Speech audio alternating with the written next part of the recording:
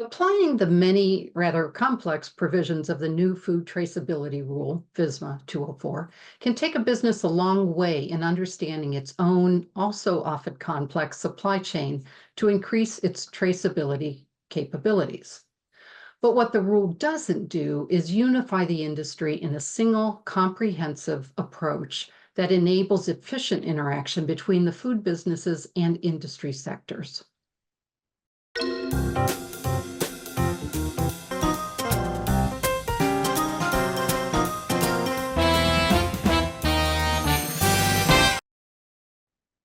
I'm Lisa Lupo, the host of TAG Talks Food Safety, with today's guest, Dr. Ben Miller, TAG Executive Vice President of Regulatory and Scientific Affairs. Ben is a founding member of the Partnership for Food Traceability, established to help resolve that need for consistency and efficiency, and also seeking additional new members. Welcome, Ben. Thanks, Lisa. Good to be with you. Yeah, so Ben, the partnership, or PFT, as we're starting to call it, was initiated earlier this year in response to the requirements of FSMA 204 and areas of consistency and efficiencies across the industry that weren't addressed by the rule. So can you provide more detail on the PFT and the challenges it is intended to address? Yeah, absolutely. The final rule was published back in November 2022 with a compliance date of January 20th, 2026, a pretty short compliance timeline. And, as the rule is written, it talks about critical tracking events and key data elements. And I think, we've certainly done tag talks on what that looks like in more depth and Right. detail. So I won't go through it here, but it's not a prescriptive rule in terms of how that data is structured or gets exchanged amongst trading partners throughout the supply chain. So while it's clear in terms of what types of information needs to be captured, it's more a question of then of how do we do this efficiently? And I think one of the concepts we've been talking about for the PFT is it provides this sort of town square. We can come together and talk about collectively how are we approaching this. And I think the more we talk about it across industry segments and supply chain partners, the more likely it is that we're going to start to arrive or land on common themes and approaches. I think a lot of work's being done right now internally in companies to think about where are my gaps? How do I fill those gaps? How do I create systems that work for me?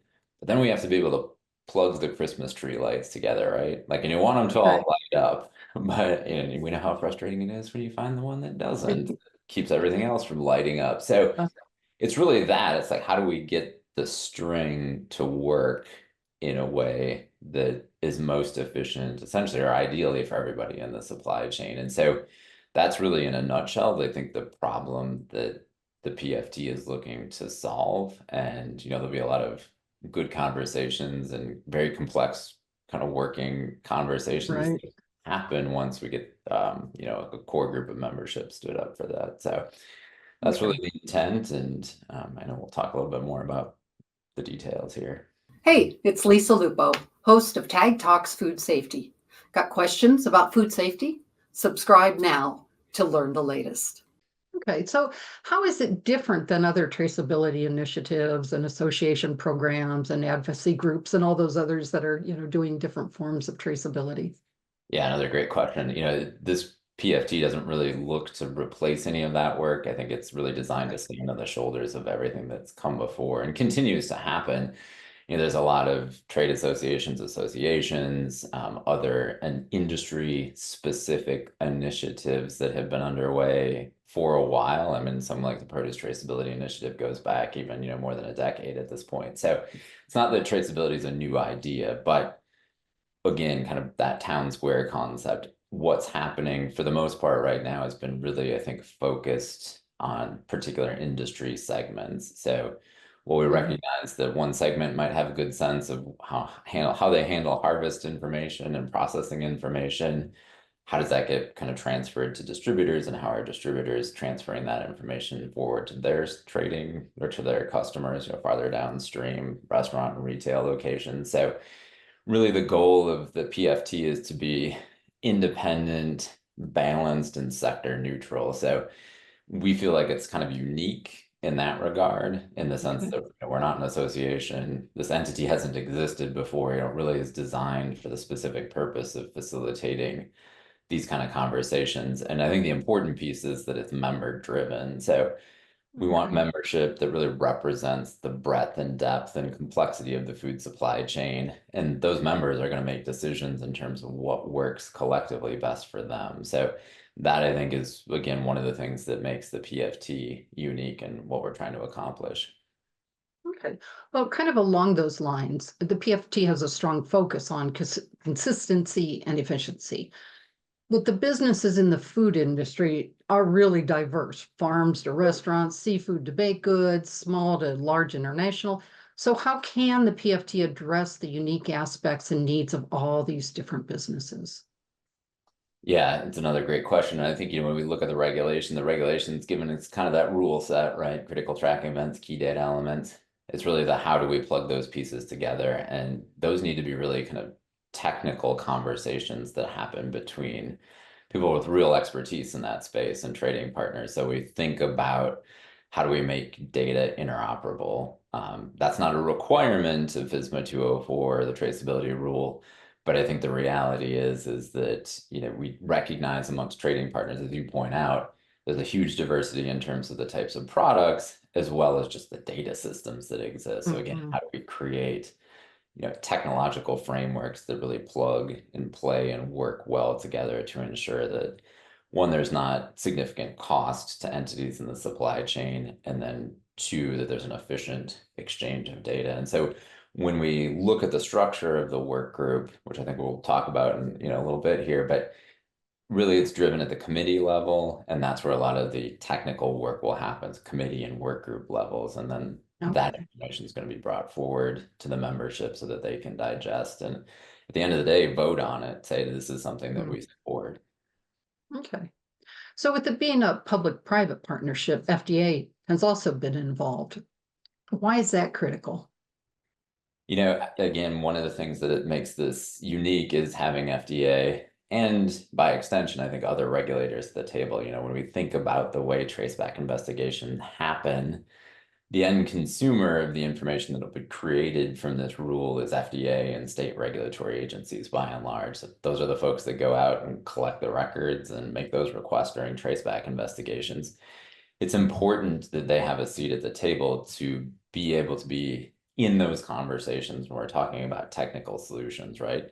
So if we're proposing system A and system B, which one's going to meet their needs from, a traceback, from digesting that information better, or are they equivalent? So having them as participants, because again, they're the end consumer of that information, is really important. And it's a great, I think, asset that the PFT has, and having them engaged in this process. So you did mention too that, some groups do have their traceability processes or programs in place. Some of them do seem to feel a bit threatened by this new partnership, feeling that it might overtake their own. So how are you responding to them? Yeah, I think, that's another great question. The approach, town square, big tent, however you want to define it, Got the it. idea is to get as many people at the table to have those discussions because a lot of good work has happened. We've got foundational work that we can build off of, and we may find that we're much farther ahead than we collectively think we are at this Mhm. point in time, especially, if the compliance date of January 2026 sticks. So the first and foremost, it's about communication. What's happening? How do we exchange ideas? How do we learn from each other? And how do we have that interface again with FDA? So I would invite people kind of wherever they are, if they feel like they're a leader within the traceability space. I think it's wonderful if those people are open to becoming members, and if there are people just starting out thinking about it, it's an obvious group that we'd want to have members as well. We want that diversity of expertise and experience because at the end of the day, that's really what reflects the supply chain and where we are right now. Right. True. Okay. So, and you mentioned also the structure. What is the general organizational structure of the PFT and how can our listeners get involved? Yeah, so the structure is proposed to be a 13-member board. So that board will be elected and have representation from 5 different industry segments that are really covered under the rules. So you've got produce, seafood, restaurant, retail, food distributors, and then 3 at-large seats. And any Okay. one of those members can be either an association or an individual business, and they'll be elected by the membership of the PFT. And so really the membership and representation on the board is reflective of the overall membership of the PFT. The purpose of the board is to really make sure that we're financially strong, that we're sticking to sort of Okay. what the charter of the board is. But again, when we look at the work that will be done, much of that work will be done at the committee level, primarily with the Traceback Committee. That Traceback Committee will have work groups underneath it that are really digging into that technical detail and information. And I think it's important to note too that while we are recruiting members, a lot of the deliverables that will come out of the PFT will be open source. So the idea is this is a nonprofit, whatever gets created will be shared with others. I think the advantage of being a member is that you'll have a seat at the table, right? And so even if you're a small business or if you're a large business, you'll be engaged in that process and determining what does good look like, or sort of what are best practices that we want to develop and make sure get codified, if you will, within the supply chain. So we're really inviting people to the conversation with that in mind primarily. And as we know, time is of the essence. Right. January 2026 coming fast. So we really want to focus on taking what's been done and figuring out, okay, how do we put these pieces together to come up with kind of the best and optimal solution to really solve this problem collectively? Okay. What else would you want our listeners to know about the Partnership for Food Traceability? What are kind of the key takeaways that you'd want them to know?